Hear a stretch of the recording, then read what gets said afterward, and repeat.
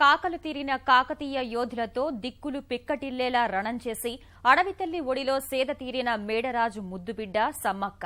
దట్టమైన అటవీ ప్రాంతంలో దివ్య కాంతులతో భాసిల్లుతూ ప్రతి రెండేళ్ల కోమారు చిలుకల గుట్ట నుంచి దిగివచ్చి ప్రజలకు దర్శనమిస్తుంది.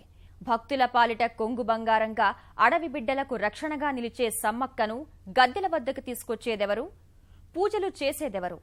జాతర మినహా మిగతా రోజుల్లో ఏం చేస్తుంటారు? ఆ వివరాలు ఇప్పుడు తెలుసుకుందాం.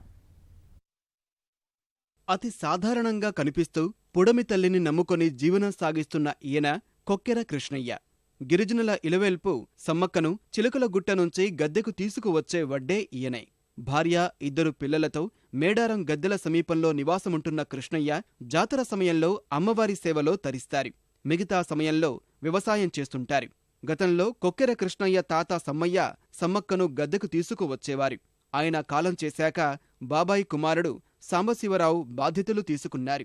ఆయన చనిపోయాక కొక్కెర కృష్ణయ్య సమ్మక్కను చిలకల గుట్ట నుంచి గద్దెకు తీసుకువస్తున్నారు. ఇప్పటికీ 4 సార్లు అమ్మవారిని గద్దెకు తీసుకువచ్చారు. అమ్మవారిని తీసుకువచ్చేందుకు కృష్ణయ్య ఇంటిల్లిపాది నిష్ఠతో ఉంటారు. నిత్యం అమ్మవారికి పసుపు కుంకుమలు సమర్పిస్తూ ప్రతి వారం గద్దెలకు పూజలు చేస్తుంటారు.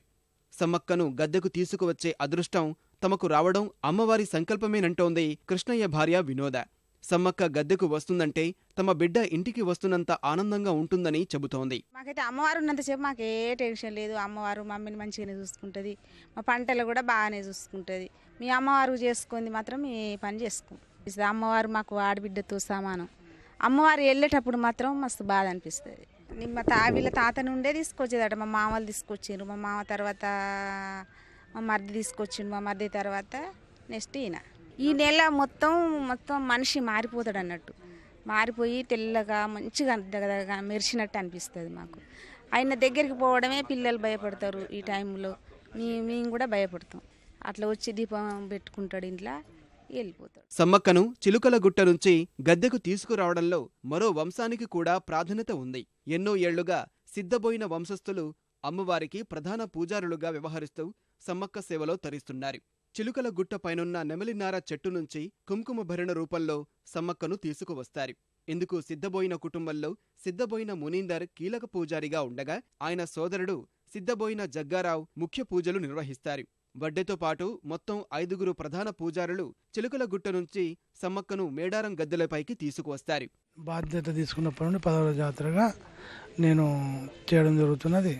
అమ్మవారు తీసుకునేటప్పుడు చాలా పవిత్రంగా ఉండి అమ్మవారిని తీసుకురావాలి. నాతో పాటు వడ్డెలు ఉంటారు, పూజారులు ఉంటారు. అందరం అమ్మవారిని బాధ్యతగా తీసుకొని వస్తాము. నేను మాత్రం బ్యాంకు ఉద్యోగం చేస్తాను. ఒక 2 నెలలు మాత్రం సెలవు పెట్టుకొని నేను వచ్చి అమ్మవారి కార్యక్రమాల్లో పాల్గొంటాను. 20 సంవత్సరాల నుంచి తీసుకొస్తాను అనుకుంటాను.